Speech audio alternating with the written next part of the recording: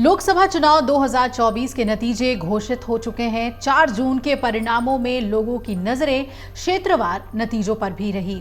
तमाम दलों ने क्षेत्र के हिसाब से अपनी रणनीतियां बनाई और इसके तहत चुनाव प्रचार किया। नतीजे बताएंगे कि किसकी मेहनत कितनी रंग लाई। तो आइए जानते हैं कि 2019 के लोकसभा चुनाव में क्षेत्रवार नतीजे कैसे रहे, किस क्षेत्र में किसे ज्यादा सीटें आई और किसे कहां झटका लगा।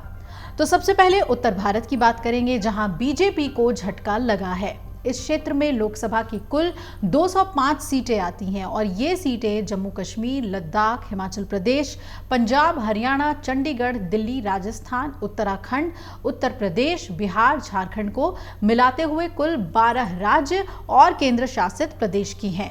इस लोकसभा चुनाव में 205 में से 90 सीटें भाजपा के खाते में गई हैं। मुख्य विपक्षी पार्टी कांग्रेस के खाते में 32 सीटें गई हैं, तो वही 83 सीटों पर अन्य को जीत मिली है, यानी अलग अलग राजनीतिक पार्टियों को। पिछले लोकसभा चुनाव में 205 में से 146 सीटें बीजेपी के खाते में गई थी और कांग्रेस के खाते में महज 11 सीटें आई थी। वही 48 सीटों पर अन्य ने जीत हासिल की थी। अब चलिए हम उत्तर भारत के बाद बात करते हैं दक्षिण भारत की, जहां भाजपा कांग्रेस से आगे क्षेत्रीय दल नजर आ रहे हैं। इस क्षेत्र में कुल 132 सांसद चुनकर आते हैं और दक्षिण भारत की ये सीटें तमिलनाडु, केरल, कर्नाटक, तेलंगाना, आंध्र प्रदेश, पुडुचेरी, लक्षद्वीप और अंडमान निकोबार जैसे कुल 8 राज्यों और केंद्र शासित प्रदेशों से मिलकर बनती हैं। अब लोकसभा चुनाव 2024 में 132 में से कांग्रेस ने 42 सीटों पर जीत हासिल की है और भाजपा ने 30 सीटों पर जीत हासिल की है। वहीं इन दलों से काफी आगे क्षेत्रीय पार्टियां निकल गई हैं और 60 सांसद चुने गए हैं क्षेत्रीय पार्टियों में। 2019 के लोकसभा चुनाव में 132 में से कांग्रेस और भाजपा दोनों ने 29 सीटें जीती थी। वहीं क्षेत्रीय पार्टियों के 74 सांसद चुनकर लोकसभा पहुंचे थे। अब चलिए इस रिपोर्ट में जरा पश्चिमी भारत का हाल भी जान लेते हैं, जहां पर भाजपा को नुकसान तो कांग्रेस को फायदा हुआ है।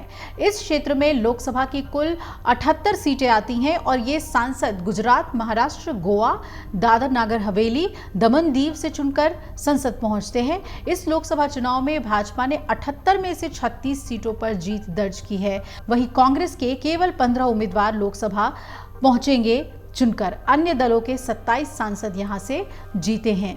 वहीं बीते लोकसभा चुनाव में बीजेपी ने 78 में से 51 सीटों पर अपना परचम लहराया था और देश की सबसे पुरानी पार्टी के केवल 2 उम्मीदवार लोकसभा संसद में चुने गए थे, यानी कि कांग्रेस के, और अन्य दलों के 25 सांसद जीतकर संसद पहुंचे थे। उस मुताबिक अगर देखें तो 2 से 15 का आंकड़ा कांग्रेस ने पाया है, तो फायदा हुआ है। अब बात कर लेते हैं पूर्वी भारत की, जहां अन्य दलों और भाजपा के बीच टक्कर देखने को मिली। देश के इस हिस्से में कुल 88 सीटें आती हैं। ये सांसद पश्चिम बंगाल, ओडिशा, असम, अरुणाचल प्रदेश, मणिपुर, मिजोरम, मेघालय, त्रिपुरा, सिक्किम और नागालैंड जैसे 10 राज्यों से चुने जाते हैं। लोकसभा चुनाव 2024 में 88 में से 45 सीटों पर भाजपा ने सफलता हासिल की। दूसरी ओर कांग्रेस के केवल 9 सांसद लोकसभा तक पहुंचे और इसके अलावा 35 सांसद अन्य दलों से जीत कर आए। पिछले लोकसभा चुनाव की बात करें तो 88 में से 40 सीटों पर बीजेपी ने जीत हासिल की थी और कांग्रेस के महज 7 सांसद संसद के निचले सदन तक पहुंचे थे। इसके अलावा 41 सांसद अन्य दलों से जीत कर आए थे। अब मध्य भारत में 1 सीट पर कांग्रेस सिमट गई है। इस क्षेत्र में कुल 40 लोकसभा सीटें हैं, जहां मध्य प्रदेश से लोकसभा के 29 सांसद चुने जाते हैं, तो छत्तीसगढ़ में 11 सीटें हैं और इस चुनाव में 40 में से 39 सीटों पर भाजपा को जीत मिली है। कांग्रेस के खाते में मात्र 1 सीट आई है मध्य भारत से।